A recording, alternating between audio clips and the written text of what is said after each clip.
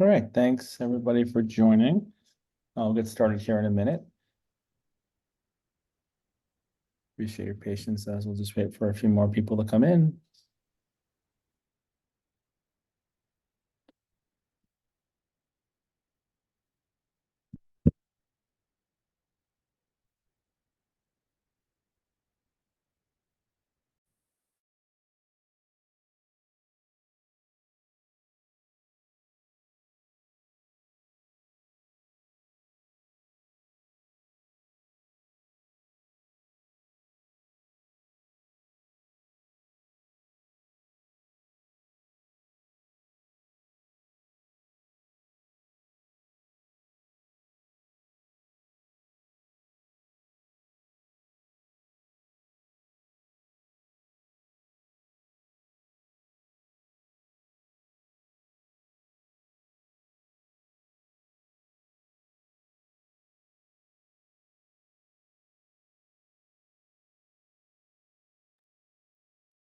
All right, so we'll let to get started now. Fair amount of content to cover in the next 28 minutes, so definitely don't want to delay and run over. So yeah, thanks everybody for joining today. So on this session, we're going to talk about the Salesforce Partner Ecosystem and a guide to ensure implementation success. So essentially how to leverage a Salesforce partner properly in order to really make sure that your clients are taken care of, that their projects run smoothly, and that you're able to close more deals. So I'm Gil Lantini, co-founder here at Integrated Media Group. With me, I have Cassie Remillard, who's our Director of Growth Strategy. We'll be talking through some of what we see, some of the best practices, and really, again, ways to talk through, how to involve a partner and how to work with a partner. This will not be a self-promotional talk today, so this is not all about IMG. I will give a little background on the firm, but this is meant to really be educational and not self-promotional at all. So we really want to provide some insight to help you in your journey, and again, working with partners and helping to close more deals. So just for that little background, just to kind of touch on the agenda. So we're going to talk about the space, the partnership space, and really what is out there in the landscape of Salesforce partners and the different types of partners. We're going to talk through the values of a good partnership. Again, this is a partnership. It's something that has to work for everybody involved. Determining how to select and work with the partner. So how to select the partner specific to a project or work with the partner consistently, and really what you should be looking at when you decide and who to work with. Understanding and navigating project complexities. So that's everything from deliverables, understanding what makes a quick start versus a more involved project and what an SOW should look like. And then reviewing some quick tips for partnership success. So again, just a little background here, not to go too deep into who we are, but we've been a partner since 2017 now, 2018. So about 6 years or so, we've been an implementation partner. The reason that we wanted to put this together today is because we've seen a lot over the years. We're involved in a large number of deals. So I wanted to bring that content to the team just to really provide some additional insight, things that you may not normally hear or see. So on average, last year alone, we were involved in over 1,300 deals, and we closed about 50% of those. So high volume of transactions. And again, because of that, we're seeing a lot of what's happening in the partner ecosystem. We've worked with other partners. We've had deals that other partners started on, and then we've come in. We've seen lots of different scenarios. So really wanted to, again, take that education that we've had over the years and bring that to today's presentation. We generally have a pretty clean track record of red accounts or CSATs. So again, we see why projects escalate and how to deal with escalating projects. And again, those are things we want to talk through today. So really to start, just kind of touching on the ecosystem in general. So 70% of all implementations are led by 132,000 credentialed experts in Salesforce. This really shows that, it's not about clients implementing themselves. It's about clients are looking for someone to implement. And the statistics are showing that 70% of those implementations are done by somebody who is certified in Salesforce implementation. There's also, so those are consulting partners, and there's also the app exchange partners. So those partners are really there to help provide software that lives within the Salesforce ecosystem. So the app exchange is where a lot of the ISV partners are. So those software vendors that provide a solution, and 9 out of 10 customers are relying on some type of app from the App Exchange. And the Salesforce Partner Ecosystem is going to grow by 6 times by 2026. So a lot of growth in the space, which adds to the complexity of, again, choosing what partners to work with and how to know how to navigate that landscape.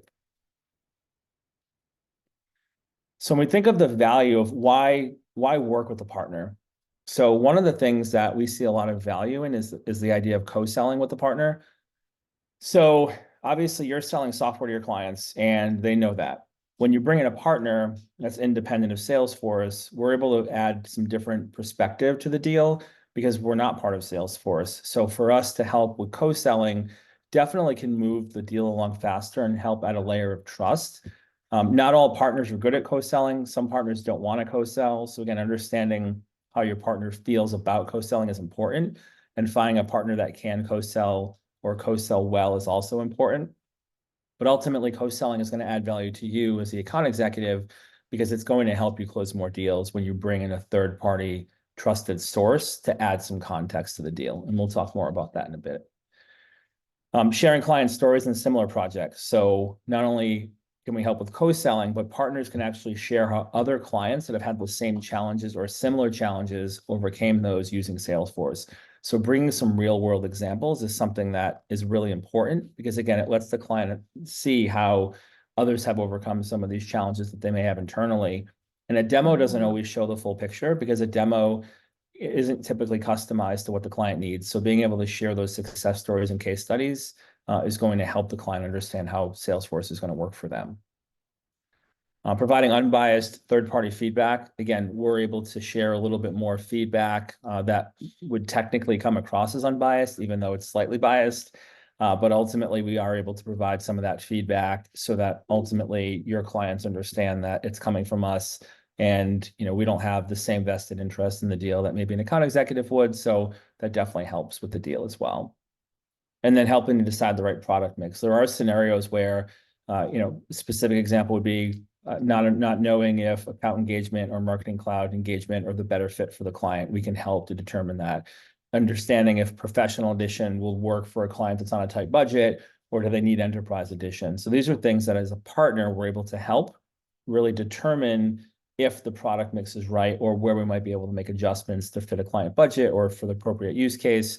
But deciding on the right product mix, is definitely something that a partner should be able to help with.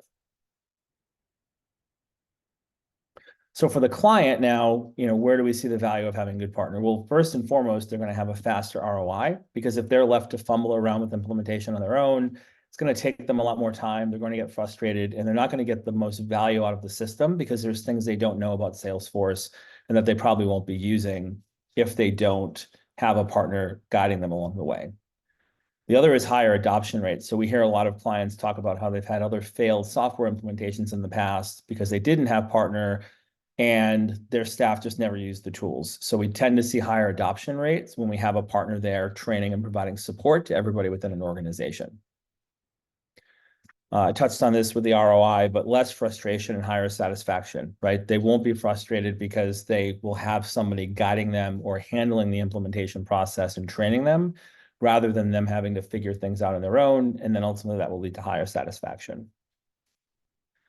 A partner can also help map out business process and identify areas of improvement. So if you think of a client sharing how their business operates today, a partner is going to be able to map that out and then align the technology to that business process. So if you think of a client that has, how their leads come in and what that process looks like, how they manage prospects, when they convert prospects to an opportunity or when they're quoting, we can help map that out and then align that to how Salesforce works. So ultimately, being able to take their current process, look for areas where there might be gaps or areas of improvement, and then align that to the technology. And then we can also help to review their tech stack. So all parts of their tech stack, from communication tools to CRM to marketing tools to maybe service tools, quoting tools, accounting tools. We'll look at the full tech stack. We'll identify, as a partner, we'll identify areas where maybe there's redundancy, maybe the systems could talk to each other and they're not currently. So these are things that will, as a partner, we'll be able to identify and help the clients to reduce redundancy, maybe reduce tech stack, but ultimately have everything talking together. So how do you select a partner? So there are thousands and thousands of partners in the ecosystem. You really want to put thought into the selection. So, we've had scenarios where we hear partners come into the office and they have their inexpensive jump starts and they just want to get in the door. So they'll throw some low pricing at account executives just to kind of get a deal across. And you may be in the middle of a fast moving deal and you say, sure, I'll bring you in and give you a shot on this deal. It's hit or miss, right? Because you don't always know enough about the partner and they just happen to be there at the right time. That typically doesn't lead to the best long-term success. So putting thought into the partnership, really looking at what type of deal it is. Is it an inexpensive deal? Is it a very expensive deal? Is it highly technical or not very technical? What's the product mix? Who are you competing against?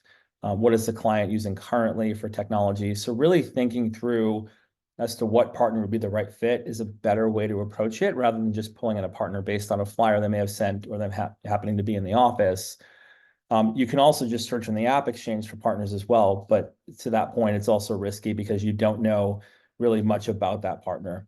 The best way to choose a partner is by talking to other account executives or leadership on who they've had a positive experience with, or even talking to your solution engineers. So we work directly with a lot of solution engineers, and I'm sure other partners do as well, where the solution engineers know what partners can really speak to both the technical and the sales side of things. So another option is to really talk to your SE. If you're not having as much luck finding a partner through an AE or RVP. Asking leadership, definitely important. There's also partner managers that can help too. So we get reached out by other partner managers that'll say, do you have experience with this type of product or this type of implementation? So there are resources internally to find the right partner. Ultimately, asking other AEs tends to be the most common approach, and you'll get some really good insight as to how that partner is by doing that. And then as you start to think through, how to find the right fit, and I touched on this, but just looking for partners with specific industry or sub-vertical experience. So a partner that maybe isn't just financial services focused, but you have a lending client. So finding a client who aligns or a partner that aligns to lending, or you're in healthcare and it's someone that's specific to hospital groups. So really finding partners that are in the vertical or sub-vertical that you're looking for, and then also finding out cost average, are they an expensive partner or inexpensive partner, and then where do they fit across the deal cycle in terms of the other products that you offer. So maybe they're good with one product but not others, and you really want to make sure a partner is going to be able to help with all the clouds involved in a deal.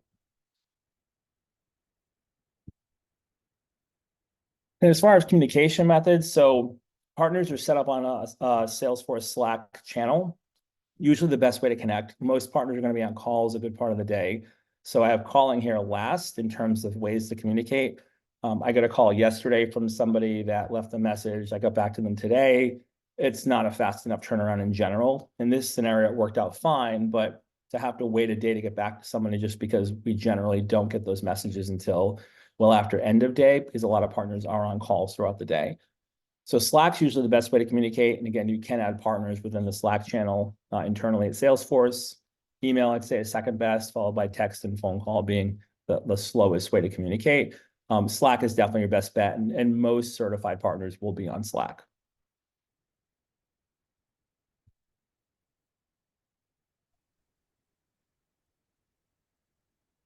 All right. All right, Cassie, you want to talk through when to bring a partner into the deal? Sure thing. So when it comes to bringing in the partner, there really is no right answer. So you have to think about the preference of how you want to sell the deal. When do you want to bring in the expertise of someone else? So take other partners' considerations other partners' processes into consideration, but at the end of the day, it's your decision as to when we should come in. I think this is very important. So when you're bringing in a partner, set the expectation that your partner is not part of Salesforce. And this is important because it helps us build trust with the client. And it's also important to note ING, we're very transparent in our communication. So if we hear hesitation from our clients, we will let you know. And I think it's important to just separate and help build that trust right from the beginning. So there's a few different areas or time periods where we may get introduced as a partner. So maybe right in the beginning when we're in initial discovery. So this really gives us the chance to get to know the client from the beginning, hear all the scenarios from the beginning, and just have a lot of information that can help accelerate the deal, as Gil has said previously. Demo. So this really gives us the chance to listen in on the Q&A and hear what is kind of sparking the client's interest, so we can help emphasize the value of the tool, one, and also help expedite what might happen during the implementation process. So it's really exciting for us to have that opportunity to see what's really resonating with the clients. For fast moving deals, typically we are just brought in at the pricing stage. So you may choose to reach out to your clients kind of behind the scenes throughout your discovery and demo process to kind of feel out partners for pricing and prepare that for your clients ahead of time. So partners can prepare statements of work, and you're just sharing the statement of work at the time of your pricing call. And then there are some cases where a partner may get brought in post-signature. So you might have a really fast-moving deal where you know you can get a close, and then you're going to help your client post-signature really find a partner that's a fit for them. And then when the client gets stuck. So sometimes a partner will choose to self-implement, or they might be working with a partner that really wasn't a fit from the beginning. So it might be time for a partner shift. So we have seen that. And just today I spoke to someone who the client has, I spoke to an AE, and their client has been on Pardot for 10 years, just about. And due to some staffing changes and just internal processes, they really need help now, even though they've had the product for over a decade. So again, there really is no right time. And I think having transparent conversations with your client and really just asking questions and understanding what they need can help indicate when a partner should be brought in. I think too, one point, to that is partners should be part of the deal in terms of working for the deal, right? I think there are partners I've seen that just want to come in at the end when the deal's pretty much closed. And I mean, that's the easiest time to come in, right? Is that you've already sold the licensing, and now the partner just gets to come in and basically gets a deal out of it. For us, that's pretty rare. We're working for the deal from the start with the AE, and it helps build that relationship. So I do think when you're talking to partners that tend to want to come in later are looking for, a little less involvement. So, you want to find a partner that is willing to be involved from the start. And if we get a layup every now and then, that's awesome. But we don't expect it. And when it happens, we get pretty excited about it because it doesn't happen often. But definitely something to keep in mind is you do want a partner that's going to be in the trenches with you and not just looking for, to kind of come in and clean up at the end. Yeah. So as far as, oh yeah, I'll take over here. So understanding project complexity. So we have there's a lot of comments on like, oh, this is a quick start. I probably hear that on 8 out of 10 deals, and 8 out of 10 deals are not quick starts. So if it sounds simple, it doesn't instantly mean it's a quick start. So something you don't tend to want to do is talk to a client and say, oh, I'm going to bring in a partner. This sounds like a quick start to me. You're probably only going to spend $3,000, $4,000, $5,000 on implementation. That definitely sets the partner up in a challenging situation to start. So a couple of things you want to look at when it comes to understanding the complexity of a project. So first is we look at the data, right? So where is their data coming from? So is it in spreadsheets? Is it in Outlook? Is it in another CRM? There's different levels of complexity based on where that data is coming from. So the easiest integrations would be spreadsheets or Outlook. Outlook data could be exported. Spreadsheets are usually in a format that could be imported. The client does have to clean that data up first. Typically, most partners are not going to clean client data up, or it could end up being costly. And you want to look at how many spreadsheets. So some clients will say, well, we have 20 sales reps and they all use their own spreadsheets. That's more complex than if there was one master spreadsheet everyone was working from. But in general, importing from spreadsheet data is the easiest. Mid-level in terms of migration, another CRM. So something like HubSpot, Monday.com, Pipedrive, Zoho, we see these pretty frequently. They're all web-based CRM platforms. They all provide the ability to export the data. So there is complexity of remapping that information in Salesforce once it gets there. So it's more involved than importing from a spreadsheet. So it doesn't typically fall into a quick start. It's usually a little bit more costly than that, but not a significant amount more. And these CRM systems do allow access to that data. So again, not super challenging, just a little more time consuming. And then the hardest complexities are either legacy systems that are more desktop-based, or industry-specific platforms. So in the financial services space, we see tools like Redtail, Juncture, and Backstop. Those are specific to financial services and have a lot of complexities in terms of how that data gets exported. It doesn't export to CSV files, it exports to a SQL file, which we have to then rebuild the database. Acting Goldmine, we tend to see in more like regional clients, small business clients. These are old legacy systems that are desktop-based. We work with them all the time, but they are more complex to pull data out of. We're working on a Goldmine migration now. We do Act migrations all the time. They're more complex, but definitely not. There's not a challenge in terms of getting it done. It's just going to add to the cost because of the complexity. So data is one area to look at. The other is the number of integrations. So what are we integrating with? Do you need a document generation tool? Do you need an e-signature tool? Do you need a file sharing tool? Do you want to integrate with your accounting system or an ERP system? So understanding what you're integrating with, really important. And then also understanding how those tools integrate. So if it's document generation, maybe they could just use DocuSign. Well, that's great, but what most of the time account executives don't know is that DocuSign's licensing costs go up significantly when you buy the version specifically for Salesforce. So a client that was spending $20 a month on DocuSign is now being asked to spend $300 a month on DocuSign, specifically because there's a Salesforce integration. So understanding what integrations are needed and then talking to the partner around complexity or cost involving those integrations is really important, because there's a lot to know in the integration space.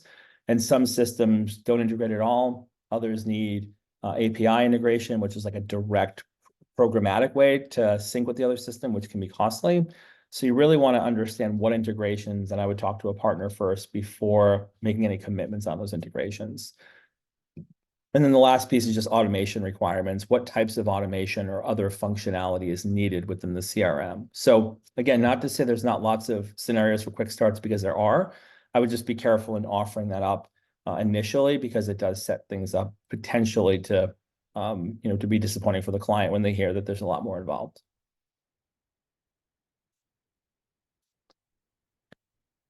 So the other thing to look at are the types of competes. So again, this is going to go into when you're specifically bringing in a partner, but understanding of a client, if there's no current technology, I definitely think you'll have more options on what partner to bring in. As you start to look at specific competes, that's when having a partner that's worked, frequently in these tools is going to help. So, popular non-industry specific solutions, so more of your day-to-day generic CRM solutions, HubSpot, Monday.com, Pipedrive, Zoho, touched upon those in the previous screen. You do want a partner who's had experience there. The reason being is because the data models are different in those solutions and they function differently. So Monday.com functions a little more like a project management tool. Pipedrive is a very sales and pipeline focused tool. HubSpot is a little more of a direct competitor to Salesforce in terms of the way it functions. And it's the most common compete that we'll see. So having that experience and being able to speak to the differences as a partner is really helpful. And then Zoho is another similar type of product at a much lower price point. So if you have a partner that understands, if you're competing against one of these tools, they'll be able to talk to the advantages of Salesforce over those tools, not to speak negatively about them or disparage those other tools, but to speak positively about why Salesforce is a better decision. And again, coming from the partner, that's going to be helpful, but only if they understand how those other tools work. And then industry-specific solutions. So again, these are specific to financial services, but we see them a lot in other industries as well. So just if there's an industry-specific tool, talking to a partner that's had experience with those tools.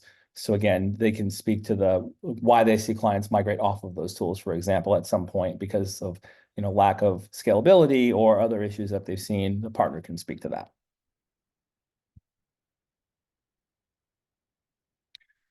So partner is going to send over an SOW. My recommendation is always to review it first before the partner sends it to a client. We always send our SOWs to account executives first. Some account executives just say send it off to the client. My suggestion is to review that before the client sees it so that you're comfortable with what's there. Not saying you have to be an expert in understanding the SOW, but if you're noticing a gap in that statement of work, the client probably will as well. So understanding what is and what isn't included, understanding the timeline and how long it typically takes, understanding if there's onshore versus offshore resources being allocated. Is it a fixed cost? Clients typically are looking for fixed costs in these engagements, or is there risk of the cost going up? What to do, what do training and support look like? Is training included? Is support included? Or is the client kind of left on their own after implementation?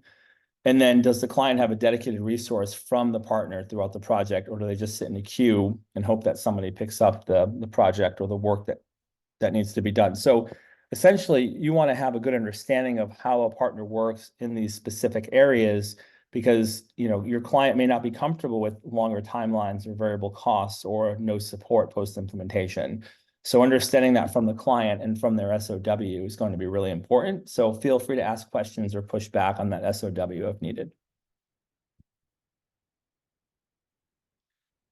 And to that point, there are scenarios where partners will kill a deal. The pricing's too high, communication is not that good, or there's a communication issue between the client and the partner. The SOW is not very clear. We've seen a lot of very generic SOWs that have been sent to us, and we'll review them and we'll say, well, I don't even understand what the client's getting. So I can't even use this to get back to the client to give them what our SOW would look like, because to me, this SOW is very incomplete. So you want to make sure the SOW is clear and does cover the specifics of what the client wants, that the client is comfortable with the communication with that partner, and that the pricing aligns to not kill your deal. Ultimately, if you do run into these situations, you can talk to the partner about it. If you do need to pull a deal from a partner and bring it to another partner, that does happen frequently. That is something that, it's a little bit awkward, but it totally happens. And it is something that other partners can help with and step in and help to save the deal. So don't feel like once you bring a partner in, you're stuck with them. You do want to have a conversation with them and hope to try to keep them in the deal. But if it gets to the point where they're killing the deal, then you would want to pull them out.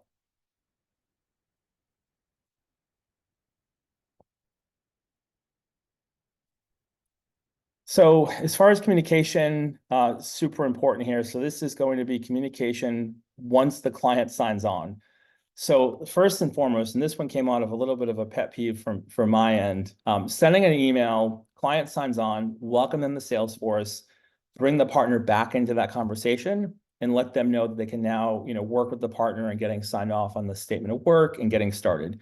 The reason we bring this up is I recently had a deal where we didn't even know the client signed or what they signed for, and almost a week went by, and the client reaches out and they're like, all right, we're ready to move forward.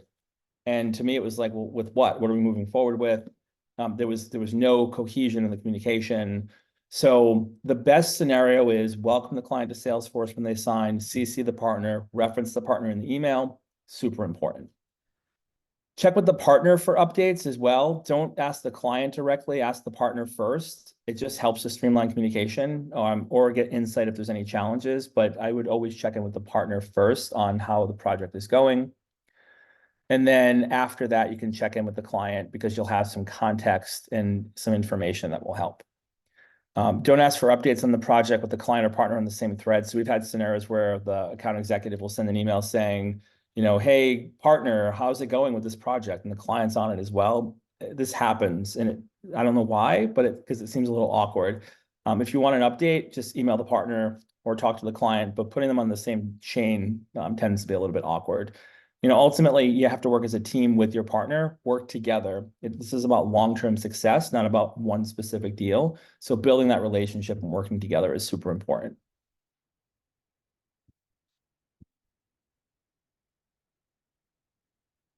And then how to deal with CSATs. So this touches upon the communication, gather information from all parties. Don't assume that the client's wrong or the partner's wrong. Partners tend to get blamed more than they should, I feel like, probably. And I'm slightly biased there, but I feel like it's instantly like, oh, why isn't this done yet? Or why are we behind schedule? There's a lot of reasons why it could be. So just gather all the information. Again, you're looking for a resolution. You're working towards a resolution. So work with the partner, understand any challenges they might be having, speak with the client, and then as the account executive, work on a path for success, bring the parties together. Play that good cop mentality of I'm here to help everybody and I'm going to bring the parties together because ultimately we want success in this project. Finger pointing, placing blame, taking sides, none of that is going to help. So ultimately facilitate those conversations, determine a path to success and be part of the solution. And then just some quick, oh yeah, sure, guys. Yeah. I can jump in with some quick tips for success here. So the biggest thing, like I mentioned before, getting as much info as we can throughout the process of discovery, demo, pricing helps. So sharing quick docs, recordings, just connecting with us via Slack and sharing what you can makes a big difference when we're entering these calls. Knowing what products we're looking at too. I often notice sometimes we don't get that info before we enter the meeting. Allowing the partner to provide a proper introduction. So making sure that a partner like ourselves or someone else has the opportunity to state who they are and make sure that we're identifying that we're a separate entity from Salesforce, again, really just helps develop that trust.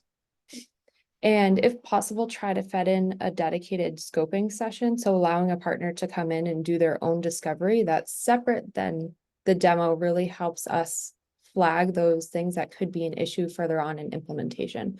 So really identifying, is this a quick start or does this require more scoping? Having a session dedicated to that makes a big difference. When we're talking about pricing, avoiding a fixed estimate. So try not to share those flyer prices that you may have. Instead, go for high-level ranges, and that can usually help with any pricing discrepancies in the future. And as Gil said, not all implementations are quick starts. So just, again, bringing us in, making sure that partners have the opportunity to have true discovery to identify if this is or is not a quick start opportunity. Picking the right partner from the start. We've shared a lot of tips today on how to identify a good partner. You don't necessarily, there's never really an opportunity where you want to bring in multiple partners at the beginning. And deepen partner relationships with your partner network. Take the time to understand how they operate as a business. And I think that can really help understand where your partner pool, how vast it is and who may fit into certain scenarios. It's not all transactional. At the end of the day, I speak for ING when I say we really are here to help. We want to make sure that your clients are finding value in the products that you're selling, and that's our motivation. Right. And just as we wrap up here, we see these things all the time. So we're on 300 hours of calls or more per month. Again, touching on the number of deals, we're involved in over 1,300 deals. It's not necessarily to speak specifically to, choosing IMG as a partner. It's to say we're seeing so much in terms of every scenario you could think of. We've probably have seen it. So we wanted to bring some of these best practices to this presentation because ultimately this is about your success and partners should be aligned on making sure that the success is shared, right? It's about the AE, it's about the client, it's about the partner. So it is that partnership. And again, we're seeing where deals go really well. We're seeing those red flags as well. So ultimately, we wanted to bring this content based on our experience on, again, 300 plus hours of calls a month. That's a lot of information that we're gathering and able to share that back with the team. So, so again, this is really about us sharing the information we're getting from the stories we're hearing, implementations we've had, relationships we have with account executives, and making sure that, again, everybody's aligned and we're all sharing in that success and ultimately sharing in that growth. So really appreciate you guys jumping on today. Hopefully this was helpful. We will share this out post call. So we'll render the recording and make sure everybody has a copy of this. If you do have any questions, I know we didn't have time to answer questions in today's session, but if you do have questions, please reach out to us. We're more than happy to answer questions. You can find us both on Slack. And our next webinar is going to be on Salesforce versus HubSpot competition guide. So this is going to come up in June. I think this is going to be a really great session. We're finalizing content now, and we want to make sure that Salesforce is the obvious choice when competing against HubSpot. So be on the lookout for invite to that next webinar. And thanks again for coming today, and appreciate the time.